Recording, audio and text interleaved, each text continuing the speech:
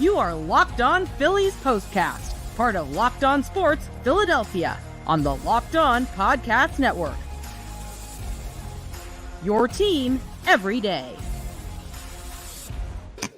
Wow, a lot of this Phillies season hasn't really felt like work. It's just been fun. We've just been having fun talking about baseball and talking about the Phillies being dominant and talking about guys coming up clutch when it comes to the rotation. We've talked about, great catcher behind the plate, which obviously the Phillies don't have right now. All that great stuff. Big hits with runners in scoring position. Not too many of them tonight. 4 for 13 with runners in scoring position. Alec Bohm 0 for 4 tonight. Was 0 for 3 with runners in scoring position. We've really just had nothing but a bunch of funsies, really, this entire baseball season.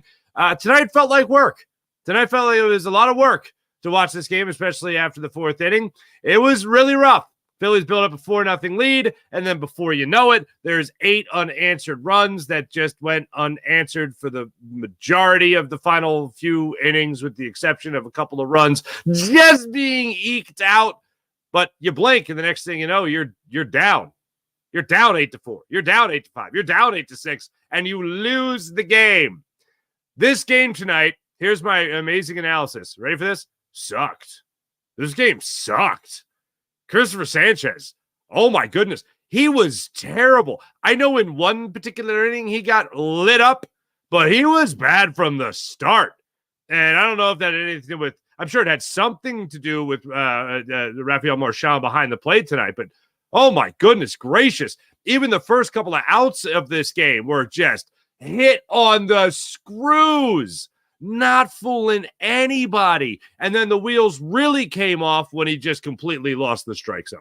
I don't know if he was afraid of his own stuff, the fact that he had just given up so many meatballs already that he just wanted to avoid all power, essentially, from the Boston Red Sox or whatever it was.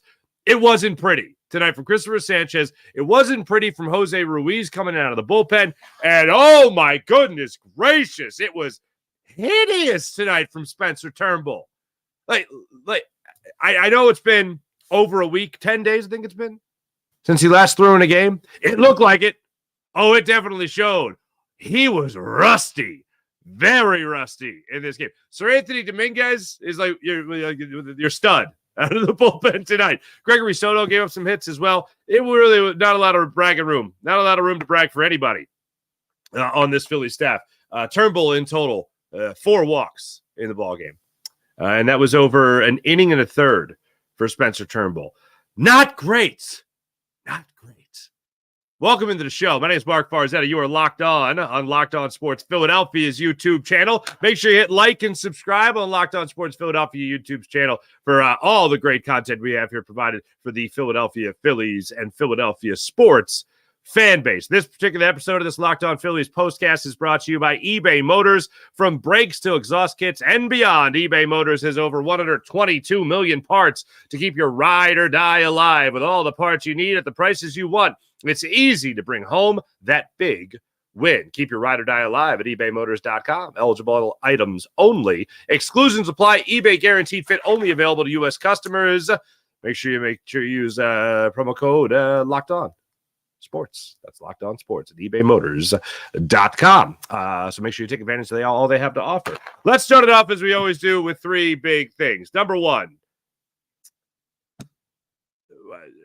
I don't want to jump to this conclusion. It's one start, but this is where I'm at.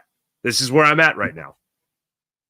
The biggest thing with not having JT Realmuto isn't necessarily blocking wild pitches, preventing passed balls, throwing out runners at second base, being a backstop when you need to all of a sudden transform as a catcher into a backstop.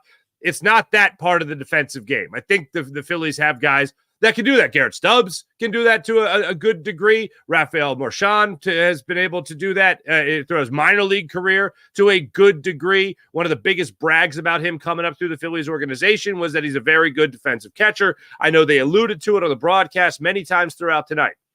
But that's not the biggest thing that the Phillies are going to miss without JT Realmuto being behind the dish. The biggest thing that the Phillies are going to be missing throughout the month potentially a month plus without JT Realmuto in life after JT Realmuto, at least for now, is the communication between the catcher and the pitcher. Lining up just the right spot where the pitcher likes you to line up, showing the mitt where they like to see the mitt, calling pitches that you know they feel comfortable with, don't feel like they have to shake you off. That's where this team is going to miss JT Realmuto the most. And there's really no bigger example of that than when Cristopher Sanchez was really struggling in the ball game tonight. Really struggling. He was going through that spurt that we have seen time and time again from him, where all of a sudden, now again, he was getting hit hard in the first 2 innings of this game. And then he kind of settled in a little bit there, more so in the 4th inning. He allowed a run. There was a mound conference. They were able to limit the damage, so to speak. And that mound conference in that 4th inning was led by Bryce Harper. If JT Realmuto is catching in this game, there is no way it is getting to the point where Bryce Harper at first base needs to call timeout, go up to Cristopher Sanchez, who had completely lost the strike zone at that point, slap him on the butt, say, come on, you got this. Rafael Marchand goes out there to the mound as well. Looked like a little mound conference. Everybody was there from the infield. No pitching, no Caleb Cotham, nothing like that. Calmed him down. They gave up the sac fly RBI to right field, so it made it a 4-1 ball game. But the bottom line was, at that point, Cristopher Sanchez actually, get this, put a ball over the plate, which he had struggled big time in trying to do it. The first out of the ball game, the first out of the 4th inning was O'Neill grounding out to Alec Bohm, who had to make a good, strong throw there at third base to get the first out. Then Devers steps up there and gets the triple down the right field line. He walks Wong on 4 straight pitches. And before that, again, trouble finding the strike zone. So then Westbrook goes up there. He gets the 1-0. He gets the first pitch out of the strike zone. Harper calls time, approaches Cristopher Sanchez. Marchand comes out. Everyone has the meeting. And then that's when he gave up one pitch that was over the middle of the plate for the sac fly RBI to right field. After that, they were able to go on and get another out to get Dahlbeck to ground into the 6-4 fielder's choice to get out of that one. Almost unscathed. Limit the damage 4-1 is the score at that point in the 4th inning. That's where I felt like you missed JT Realmuto. And maybe even going into the next inning in the 5th inning where stuff really hit the fan for the Phils, that's where you saw maybe the biggest impact of not having JT. Because I think JT might have had Cristopher Sanchez's focus. Because one thing that Cristopher Sanchez has done a couple of different times throughout the year, and probably the most perfect example of this is his start against the New York Mets. When he went up against the Mets, he was walking guys left and right. Then all of a sudden, Caleb Cotham actually came out of the dugout, approached the mound with JT Realmuto and everyone. They started, slapping each other on the butt, pulled focus. Next thing you know, 9 pitches, 3 strikeouts for Cristopher Sanchez. It calmed the storm. And he was able to stay in that ballgame and help the Phillies actually get into a position to win that game. This time, the 5th inning for Cristopher Sanchez. We'll move on to number 2 from JT Realmuto now to Cristopher Sanchez start and where things really got ugly. Oh, my goodness gracious, that 5th inning. Hamilton leads off with a single to right field. Rafaela then goes up there. He gets the single to left field. He actually takes second. They had a play at second. They opted not to go to it. So now you have a runner on third and a runner on second with nobody out. Duran gets the infield single to first base. He's able to go to second on the throwing error by Whit Merrifield. He had to really hustle and make a play. He overthrew it. He got charged for the error. It turned out to be the only error of the Phillies of the game for the Phillies tonight. 2 runs ended up scoring. One was an automatic one on the infield single. The other was the second one that scored on the errant throw by Whit Merrifield. So all of a sudden it goes from 4-1 to 4-3. So some bad fielding behind Cristopher Sanchez there as well that really hurt him trying to limit the damage. He goes out. Ruiz comes in. Refsnyder gets the single to left field. You now have first and third with nobody out. O'Neill gets the RBI sac fly to left field. It's now a tie ball game at 4-4. Devers ends up striking out, looking at a curveball up in the zone of all things. Wong gets a hit. It's first and third with 2 outs. Valdez ends up pinch hitting for Westbrook. He gets the 2-run double off the wall. And then tries to, well, at least he did. He was thrown out at second base. I think he was credited for the double, overran the bag. I think that's how that went down. And then boom, 6-4 in favor of the Boston Red Sox. The Phillies being down 2 runs with this lineup doesn't really feel like a lot. It doesn't. Doesn't really feel like a lot. But when then Spencer Turnbull came in the ball game, and he's the next person I'm talking about here because we're talking about a guy with Rob Thompson. I got to get these guys reps. I got to make sure these guys pitch. Spencer Turnbull feels like he's disappeared. Feels like he's just all of a sudden gone. And now he's just reappearing again on the Phillies mound, trying to help them to come back win so he could calm the stormy weather that is the Boston Red Sox for whatever reason. And he can't do it. I mean, Cristopher Sanchez, get back to him for a second here, just talking about strikes and balls and all that. 67 pitches for Cristopher Sanchez, only 35 for strikes. That is not the typical Cristopher Sanchez that we're used to seeing. He will usually have that blow-up inning where he just can't locate the strike zone. Then he settles in, he limits the damage to only allow 1 run, something along those lines. And then we see him look like the guy who had a 2.75 ERA coming into tonight's game. Now he leaves the game 3.07 as the ERA. So back north of 3 for Cristopher Sanchez for his ERA on the season. Could not find the good stroke, could not find the good arm slot to be able to consistently throw strikes in tonight's ball game. He struggled, and Spencer Turnbull struggled. Obviously, Jose Ruiz struggled as well, but Spencer Turnbull, those 4 walks, 38 pitches, only 18 of them for strikes. He gave you an inning and a third tonight, and that's what really made you feel like the doors were being blown off. Between Cristopher Sanchez, his entire start, and the bullpen as a whole had their struggles. So if I had to really narrow it down to 3 things, for 3 big things, for a little bit more clarity, number 1 is we're going to miss JT, perhaps more than we really anticipated. Number 2, Cristopher Sanchez just looked off tonight and couldn't find his way out of it regardless. And then number 3, the bullpen. Between Ruiz, between Turnbull, not good. You score 6 runs in a game that Cristopher Sanchez is starting for you, you feel like you're going to win that game. Unfortunately, too many mistakes made by the Phillies when it came to not being able to locate their pitches. Too many mistakes came to the Phillies when they weren't able to make good plays in the outfield, whether it was a misplay by Dahl in left field, whether it was Whit Merrifield throwing the ball away and allowing 2 runs to score instead of just 1, whether it was a base running blunder. Nick Castellanos, I'm still surprised. Now, outside the big 3, going to honorable mentions, shifting to honorable mentions, there are a couple of things that we can get to, and we will break it down when we come back. You're Locked On Sports Philadelphia on the Locked On Sports Philadelphia YouTube channel. When we come back, we'll take a look at some of those more loose ends that the Phillies needed to tie up in tonight's ball game.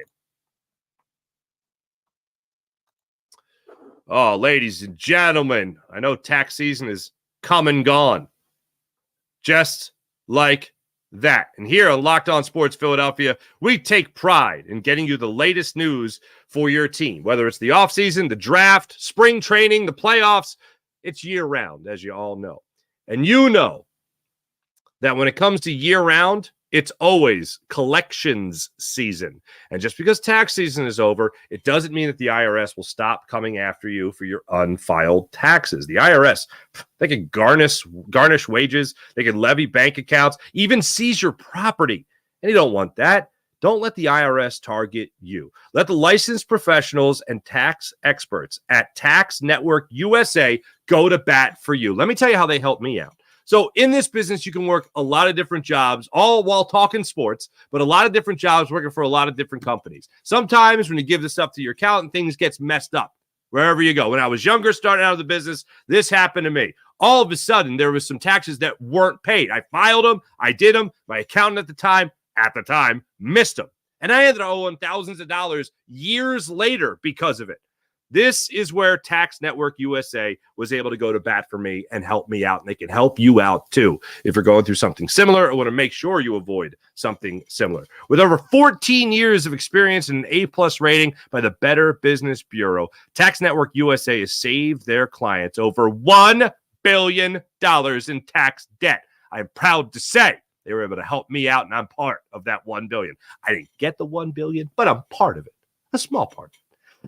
Whether you owe taxes, whether you have complicated matters that require tax planning, or finally hit that parlay this season and need help correctly filing, call 1-800-549-1000. That's 1-800-549-1000, or visit tnusa.com/locked-on. That's tnusa.com/locked-on. See the link in the episode description as well for more information. And make sure you get the help that I got for yourself when it comes to tnusa.com/locked-on.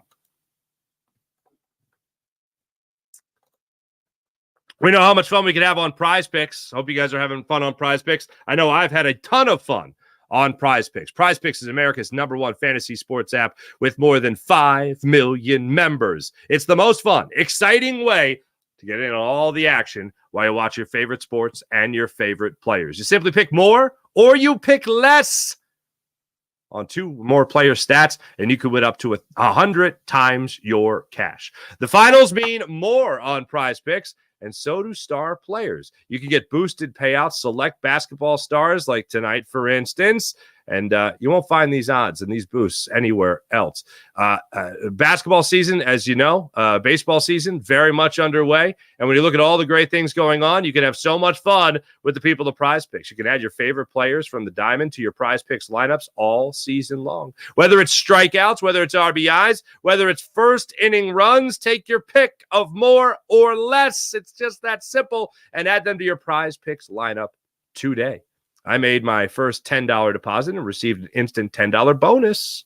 If you have the skills, you could pay for the shot at your turn to turn $10 into $1,000 with the people of Prize Picks. So download the app today. Download the Prize Picks app. Use promo code LOCKEDONMLB. That's LOCKEDONMLB on the Prize Picks app for your first deposit match up to $100. That's LOCKEDONMLB. Prize Picks. Pick more. Pick less. It's just that easy. Before I get into the chat, check and see what you guys are saying about this. It wasn't good.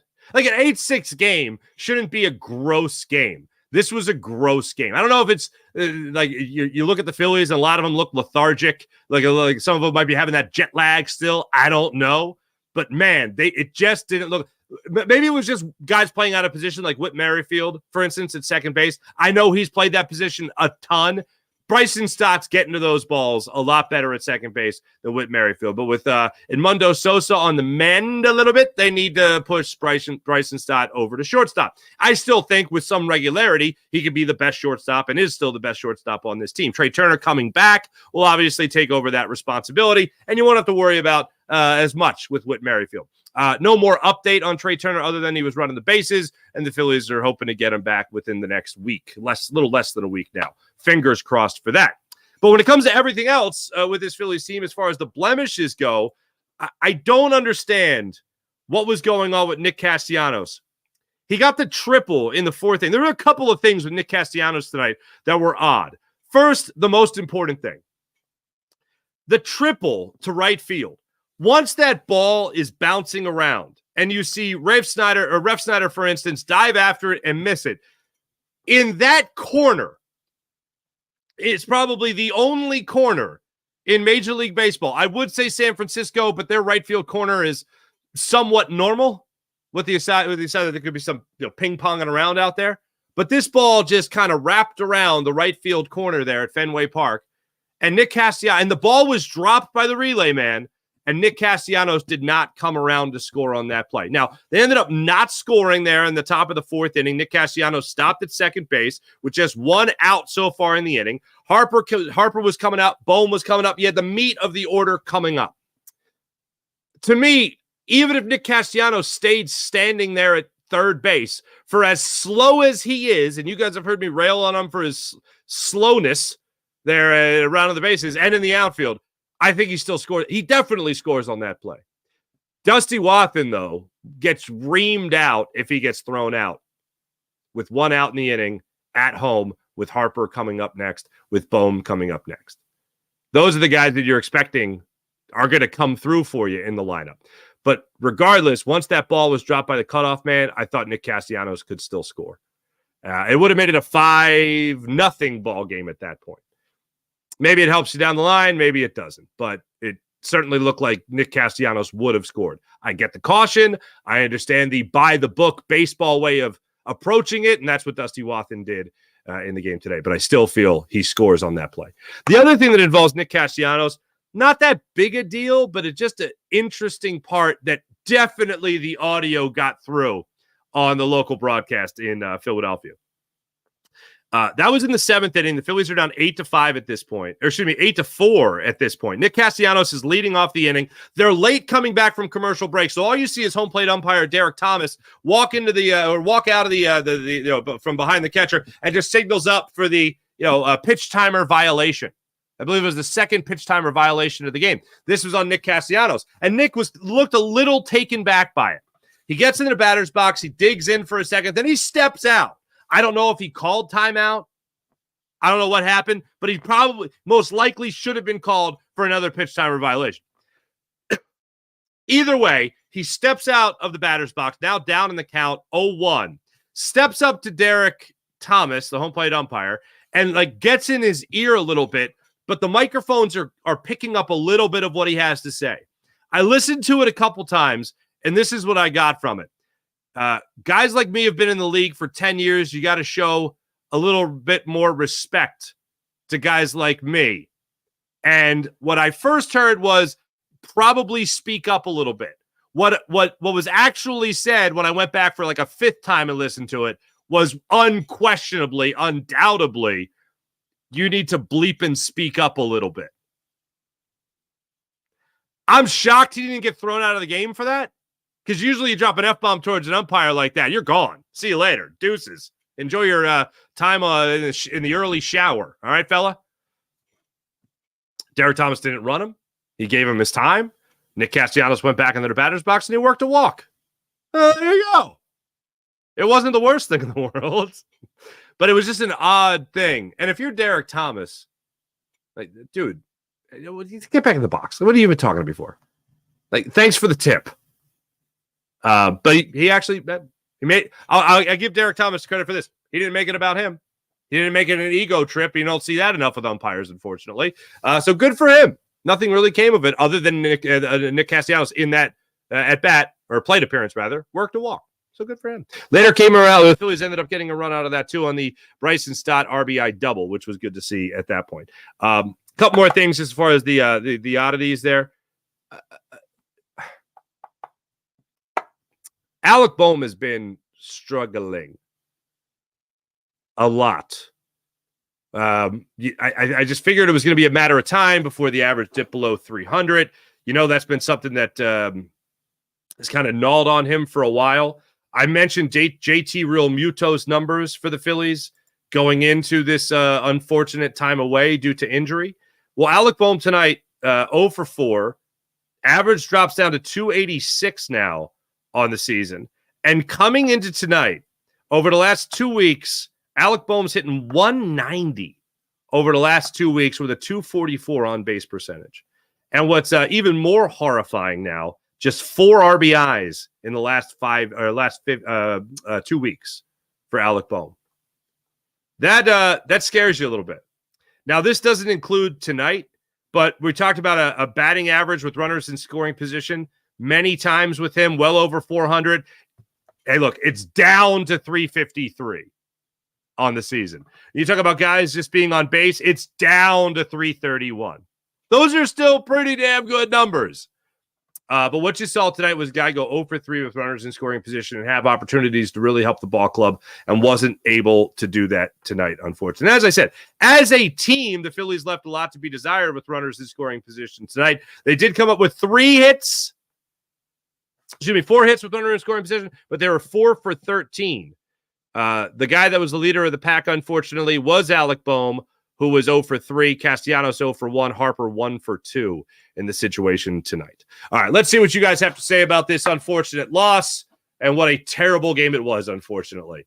IBH, good evening. What's going on? How you doing? We're not great. John Marinelli, well, that was fun. Forget about it and get him tomorrow. I certainly hope so. IBH, best way to say it. It's like the Jalen Hurts quote. Just flush it. Carry on for tomorrow. I couldn't agree more. Couldn't agree more. John Marinelli, I'm not going to lie. I took the dogs out in the 5th inning and never went back to the game. John, congratulations. Congratulations. Left the game to watch Master Chef after they didn't pull Sanchez. He didn't have it. The catcher doesn't know any of the pitchers. It will hurt when we don't hit. 6 runs isn't terrible. That's not a bad night at the ballpark. I agree this is them missing JT Realmuto a lot. The one thing that I won't throw Rob Thompson under the bus for, would I have liked to see him get Cristopher Sanchez out of there sooner? Hell yeah. But we've seen him in his start against I think it was the Giants and the Mets. He just, I talked about this a couple of weeks ago. He goes from looking like a mop-up guy that in like a 7-0 game, yeah, sure, you could pitch the 7th inning. We don't give a damn. You know, do you, whatever. Who cares? He goes from looking like that to the fringe guy on the roster, fringe guy in the bullpen, to looking like Sandy Koufax, to looking like Steve Carlton. The problem with tonight was he never clicked back into kind of that mode again. It's a wild thing to watch Cristopher Sanchez pitch because he goes through those dominant spurts where his changeup starts looking great. And his fastball starts to have a little bit more life. His sinker has a little bit more life on it. He starts to have some great run. His run tonight was erratic. And guys weren't biting on it. They were very patient. I give them a lot of credit. But when it comes to his start tonight, I can see why people would turn off. But I will say, in recent memory with Cristopher Sanchez, he has had moments like this. They very rarely. The difference for me, and this is what I will blame Rob Thompson for. First inning, you saw he was getting barreled. Durant steps up there. He lines out to Alec Bohm and makes a great leaping catch there at third. He lines out to left field then. Ref Snyder ends up lining out to David Dahl in left field. And then O'Neill hits one on the screws off the wall in left field. Dahl makes the great play and throws out O'Neill at second base. An 8-pitch inning, but every contact was barreled up. Going to the second inning, Devers gets the single. Wong flies out to deep center field. Just missed a 3-0 fastball. Just missed it. Westbrook goes up there, lines out to first base. They get the double play out of it. But again, it was a liner. The ball was hit on the screws. If you're Rob Thompson, you see him get barreled up like that, and then you see him looking like he's almost afraid to throw a strike, the red flag should be up there. And maybe after that 4th inning, after you saw him give up back-to-back singles to start that 5th inning, maybe that's when you go to the bullpen. And even that's being giving you a little leeway. Because he already had the struggles there in the 4th inning. Bryce Harper came in and calmed him down. He comes out in the 5th inning, gives up the single to Hamilton. Maybe then, all right, we're done here. Jose Ruiz, come on down. You're in the ball game now, son. Maybe that's the way Rob Thompson should have played it, but unfortunately, he did not. Thompson, I mean, look, I'll say this, crazy. Not just Thompson. The Phillies might have destroyed Spencer Turnbull's confidence. That ain't a good feeling for Spencer Turnbull. An inning and a third, 2 runs, 2 hits, 4 walks. Gross.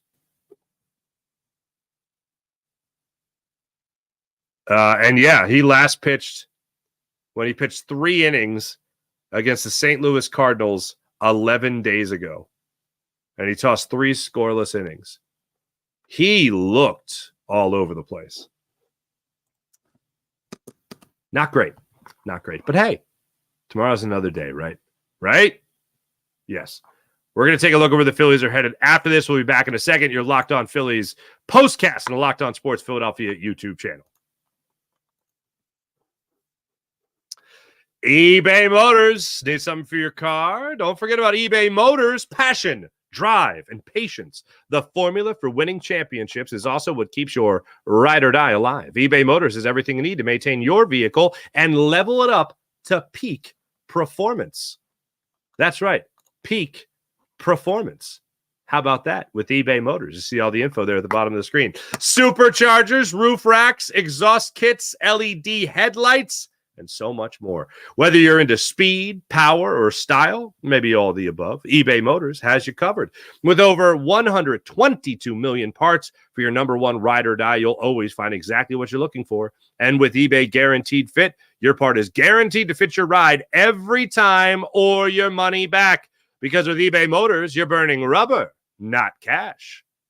With all the parts you need at the prices you want, it's easy to make your car the MVP and bring home huge wins. Keep your ride or die alive at ebaymotors.com. That's ebaymotors.com. Eligible items only. Exclusions apply. eBay guaranteed fit only available to U.S. customers.